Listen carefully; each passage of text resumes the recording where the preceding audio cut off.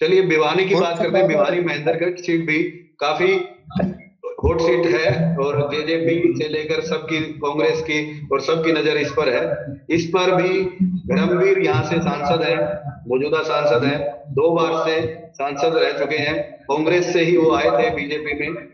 इनके अलावा सुधा यादव का नाम भी सामने आ रहा है और साथ में जो हरियाणा का इस बार जो सबसे जाट जो मंत्री है जेपी दलाल, उनका नाम भी सामने आ रहा है, क्योंकि पिछले कई सालों से वो सभी भिवानी महेंद्र की सभी सीटों पे बराबर सक्रिय है।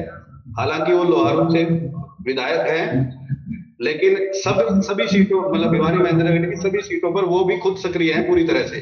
तो कमल जी, आपको क्या लगता है, भिवानी महेंद्रगढ़ सीट से धर्मवीर रिपीट किए जाएंगे या कोई नया चेहरा लाया जाएगा? सुधा यादव है, क्योंकि थोड़ा ये इलाका भी अहिरवाल बेल्ट है, और साथ में जेपी दलाल का वाला जो एरिया है वो भी जाट बेल्ट है, तो ये मिक्स एरिया है बिल्कुल। तो आपको क्या लगता है, क्या यहाँ बीजेपी क्या रणनीति अपनाएगी?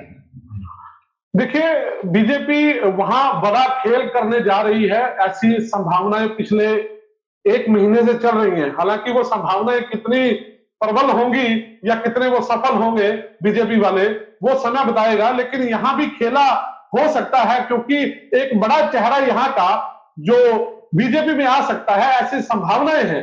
अगर ऐसी संभावनाएं ये प्रबल हो जाती हैं, अगर सही हो जाती हैं, तो निश्चित तौर पर एक बड़ा चेहरा जो दूसरी पार्टी से आकर यहां आ सकता है और धर्मवीर को कहीं और विधानसभा में भेजा जा सकता है, ऐसे प्रयास भी वहां लगाए जा रहे हैं। हालांकि ऐसी संभावनाएं अगर आज ही सीटों की सूची जारी होती है तो काफी कम है, लेकिन अगर आज सूची जारी नहीं होती तो निश्चित तौर पर यहां जो ये भिवानी महेंद्रगढ़ की सीट है, यहां भी बड़ा खेला हो सकता है, क्योंकि एक चेहरा है जिसे बीजेपी चाहती है कि वो उसकी पार्टी में आ जाए। नाम लेना तो क्या जरूरत है अभी फिलहाल, लेकिन एक बड़ा चेहरा है महेंद्रगढ़ सीट का, तो भिवानी सीट का। तो निश्चित तौर पर अगर आज सीटें मुकम्मल दृष्टि से अगर लिस्ट जारी होती है, तो मुझे लगता है कि यहां एक बार फिर धर्मवीर को रिपीट किया जा सकता है, ऐसी संभावना ज्यादा जताई जा रही है।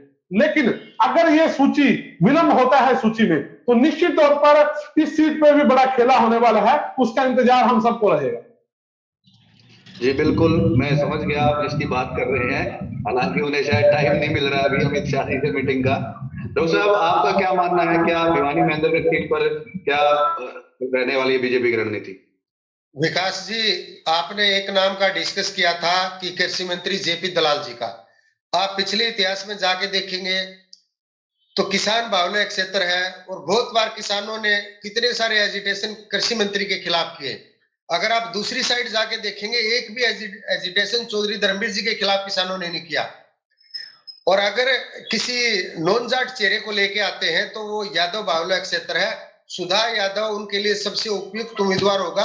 उस पर भी बीजेपी सोच रही है सुधा यादव जी के बारे में, क्योंकि सुधा यादव जी ने लगातार 2 दशक से पार्टी संगठन के साथ काम किया है और उन्होंने कभी भी संगठन से बाहर की लाइन पे ना चलने का काम किया। संगठन की बातों को उन्होंने हमेशा सिर माथे रखा है। एक बात कमल जी की मैं और सहमत हूं, जिस प्रकार बीजेपी की पुरानी अमादत और नीतियों को देखेंगे तो इन्होंने हमेशा लाल परिवारों को दो फाड़ करने का प्रयास किया है। लाल परिवारों में से लोगों को तोड़ तोड़ के अपने पास जोड़ा है। अब एक ही लाल परिवार बचा है जो अभी तक है, उसका कोई एक पार्ट बीजेपी में नहीं आया है।